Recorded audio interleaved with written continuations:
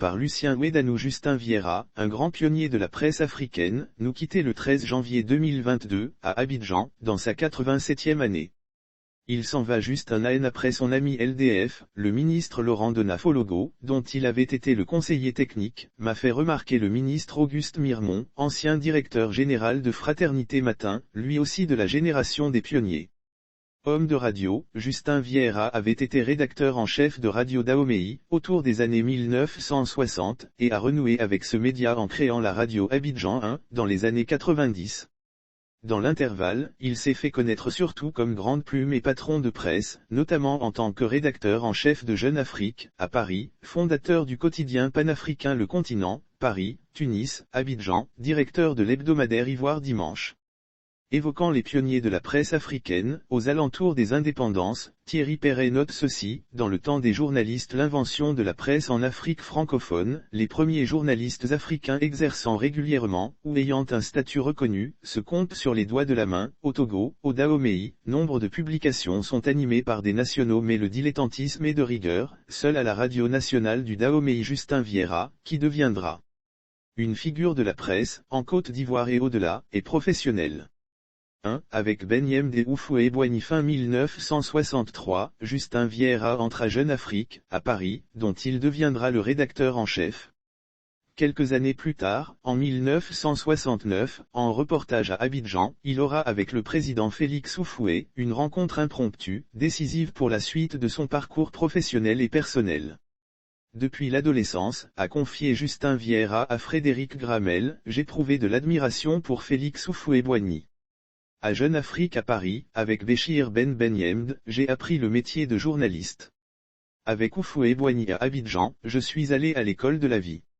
2. L'ancien rédacteur en chef de Jeune Afrique a commis un magistral récit intimiste de la rencontre entre le président Houphouët-Boigny, sur ses plantations de Yamoussoukro, et Vieira le Parisien, comme le chahutait le président planteur.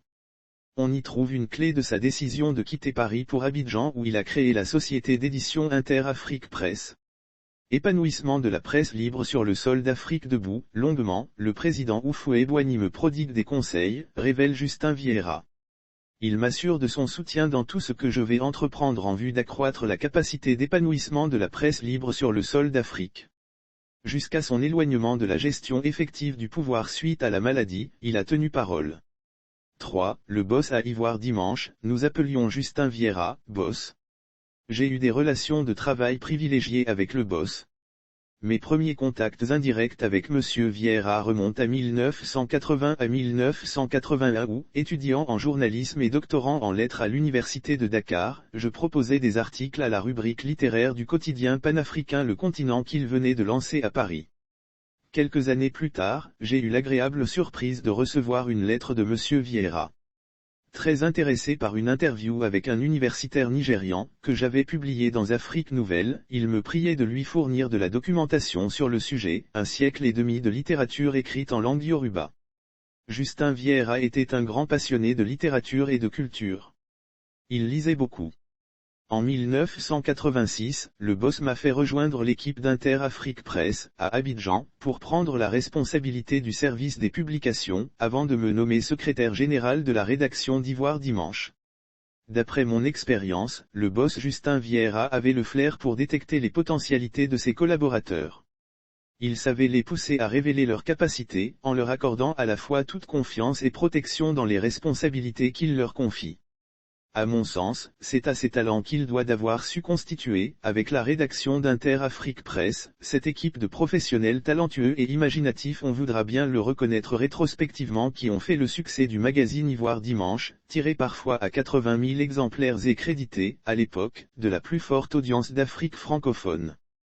Quelques signatures de cette époque, Jérôme Carlos, Diego Bailly, Raphaël Laquet, Alphonse Bolamou, Bali Ouattara, Paulin Touché, Jean-Servé Bacchiono, Caroline Adamon, Emmanuel Kofi, Amete, Monique Jim, Lucien Poimon, Eugène Zadi, Mariam C. Diallo, Axel Avoni, Vénance Doudou, au risque d'en oublier. Mais les journaux meurent aussi. Ivoire Dimanche en a fait l'expérience, en 1990, avec le bourgeonnement, sur les berges de la lagune ébriée, des 100 fleurs des journaux du multipartisme.